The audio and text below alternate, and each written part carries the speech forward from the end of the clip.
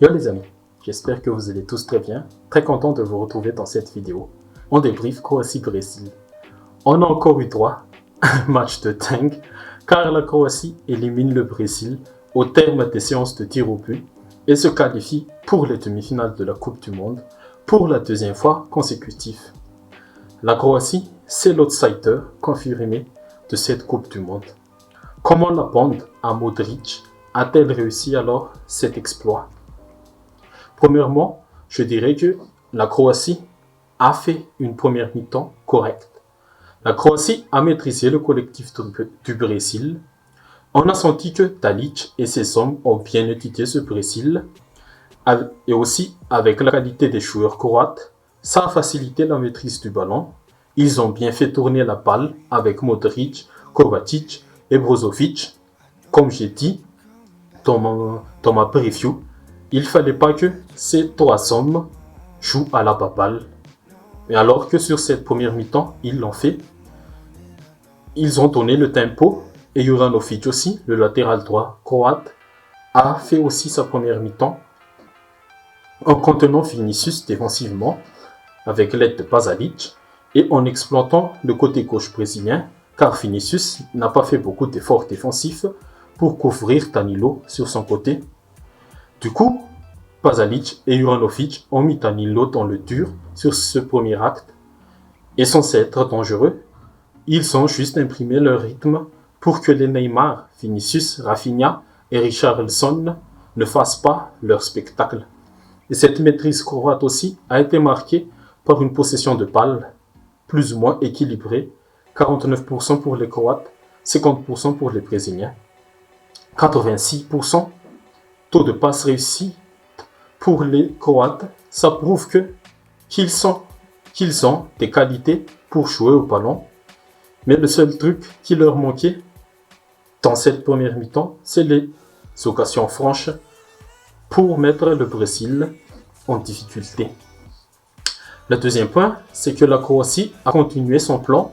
Et son plan sur ce match, c'était d'emmener le Brésil au tir au but.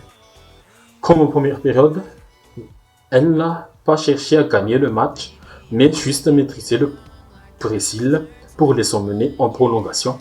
Le Brésil, quant à lui, par rapport au premier acte, a eu quelques occasions pour débloquer le match et même enterrer les Croates. Mais Livakovic, le gardien croate, était là pour arrêter Neymar 2 fois, presque sur la même action.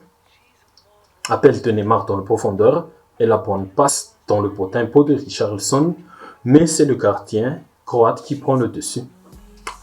Et rien de spécial à part ces deux occasions franches de Neymar. Troisième point, c'est les prolongations de fou. Le football nous donne des rebondissements trop dingues et cette Coupe du Monde va entrer dans l'histoire de ce sport parce que le Brésil pensait avoir fait le plus dur. Après ce magnifique but de Neymar, il égalise au même moment le nombre de buts marqués avec le Brésil. Il égalise le roi Pelé.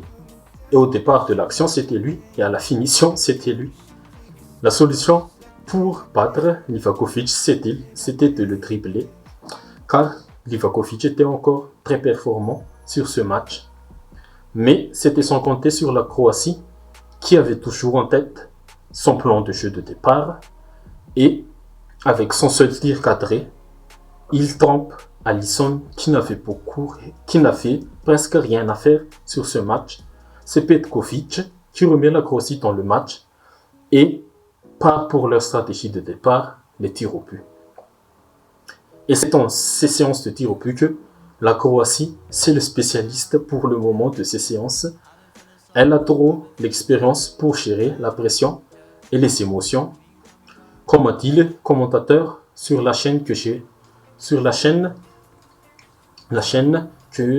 regardé le match, le penalty c'est un geste technique, on entend toujours ça, mais sur les séances de tir au but, comme celui-ci, c'est plus qu'un geste technique, c'est un geste de gestion de pression et d'émotion. Résultat, Livakovic arrête le premier tir brésilien de Rodrigo C'était aussi peut-être l'erreur du Brésil de ne pas faire tirer au premier Neymar, qui est le meilleur tireur de penalty en ce moment dans ce sport. Et Marquinhos aussi, peut-être le maudit, car c'est lui qui défie le tir de Petkovic dans le but d'Alisson sur le but de l'égalisation. Marquinhos trouve son penalty repoussé par le poteau de Livakovic. Très belle performance pour les Croates qui crée la surprise avec cette qualification en éliminant l'un des favoris. Mais top, le triangle de Bermude croate, Modric, Kovacic, Brozovic, ils ont joué à la papale et ont maîtrisé le collectif brésilien. Et Livakovic aussi, encore un top performance pour le gardien croate. Et le flop, c'est le collectif brésilien. Il n'a pas été retrouvé, comme face à la Corée.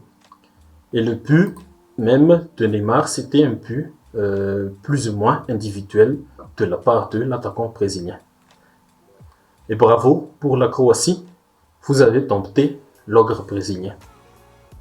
Et les amis, on se retrouve tout à l'heure pour débriefer Pays-Bas-Argentine. Abonnez-vous pour ne pas rater ça. Merci.